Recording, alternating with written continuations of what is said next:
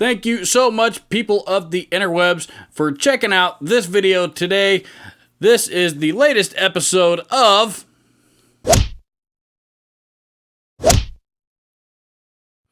Ask RGD. If you are new to this channel or you are new to this video series, Ask RGD works very, very simply.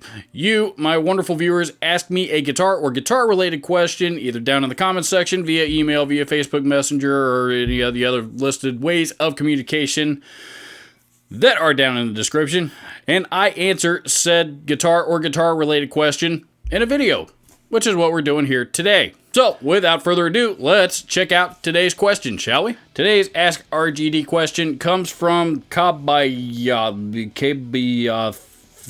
I'm quite sure I just murdered that, and that's even more pathetic because I'm pretty sure you've asked me questions before. Anyway, what he says, hashtag Ask RGD.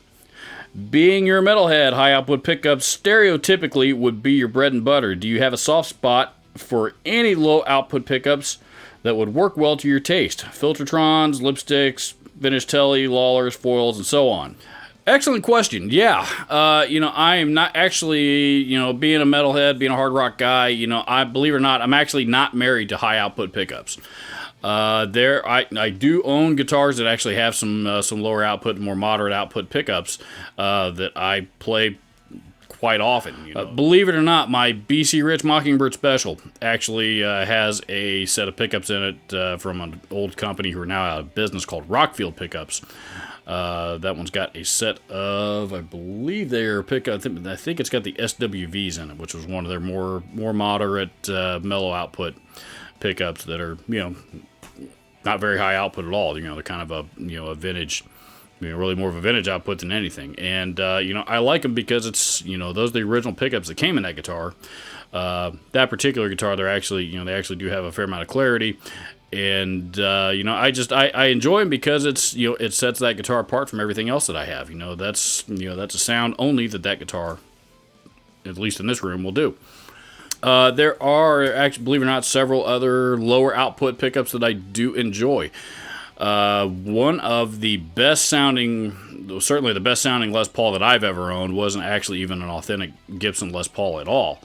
I've told this story before. A friend of mine had built a one of those kit Les Paul things that you buy on eBay, and it was one that actually, had a set neck as opposed to a bolt-on, and he had outfitted it all with, authentic Gibson hardware and electronics, and that guitar actually had a set of 57 Classics in it. I think it was a 57 Classic Plus on the bridge and a 57 Classic in the neck. And these are the older chrome versions, chrome covered versions with the 2-conductor wires. I don't know if they're still making that version or not, but it seems to be nowadays the more common version that the Gibson puts out of that pickup is the 4-conductor, so that they can put their infamous coil split on it where necessary. That was definitely the best sounding Les Paul, vintage sounding Les Paul that I've ever had.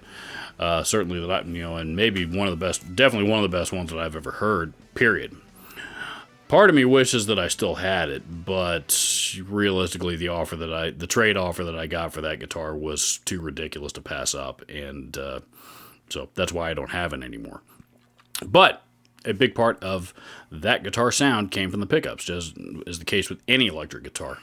Some other lower output pickups that I've always liked, is you mentioned the Filtertrons. I agree. I have always liked those, even though they're a little on the pricey side, as well as some of the TV Jones stuff.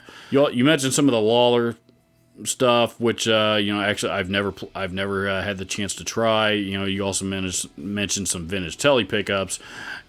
I'm not a Telly guy at all, so nothing against Tellys. They're great guitars. They got a great history, and tons and tons of people played them, but they're just not my thing. So I'm not a Telly pickup guy at all. However, you also mentioned lipstick pickups, and one thing that I have always wanted to do was get a Strat and outfit it all with a lipstick pickup of some kind. One of the coolest Strats I ever played was one that was, that had been modified similar to that, and it was not a Billy Corgan model, believe it or not. It was just one that somebody threw a bunch of lipstick pickups in, and it was a real cool sounding guitar, and actually covered a lot of range. Did the surf stuff real well, as lipstick pickups are known to do, but that guitar also rocked pretty hard. I'll see what else is out there. The DiMarzio PAF is a great sounding low output pickup.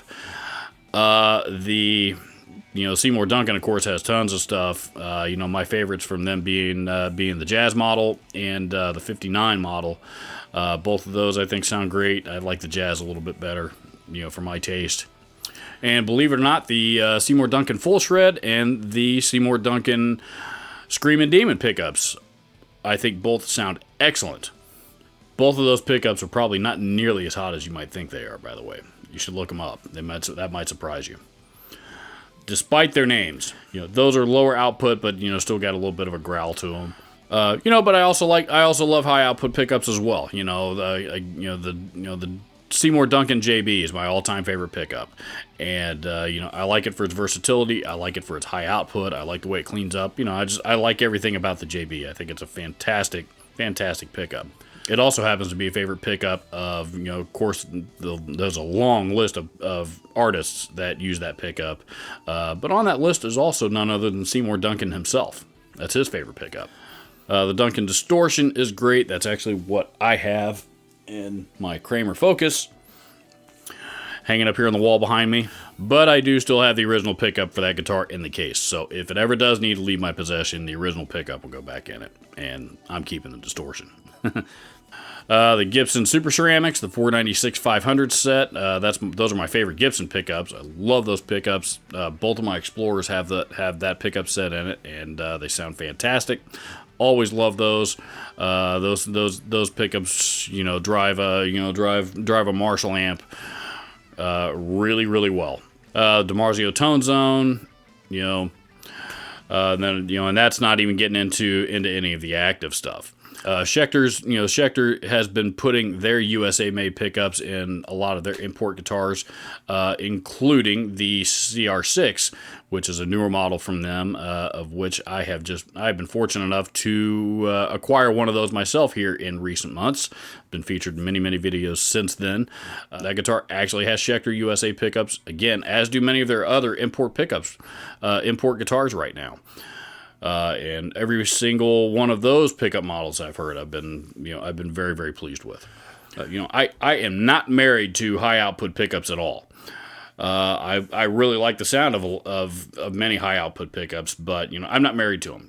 I recognize that a lot of guitars that have moderate output pickups, those pickups are a big contributing factor to the tone of that particular guitar, and I don't own all these guitars to drop the same set of pickups into them and put them all in the same tuning so that they all do the exact same thing. That's not what that's not why I own this many of them. I want them all to do different things so that I can grab a specific guitar for a specific application.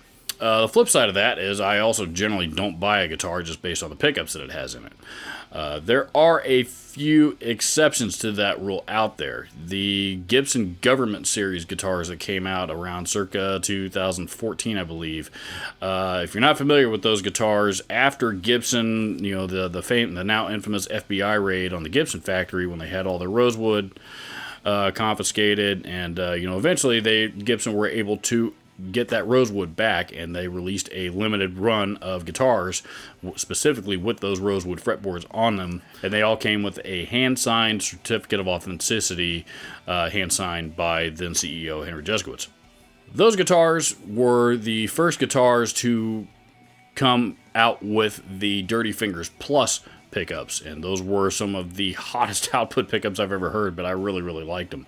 And at the time those guitars were released, that was the only guitars that Gibson put those pickups in. You couldn't buy the pickup by itself. If you wanted that pickup, you had to buy one of those guitars. Period. End. They may have put it in a few other things since then. I'm sure they had by now.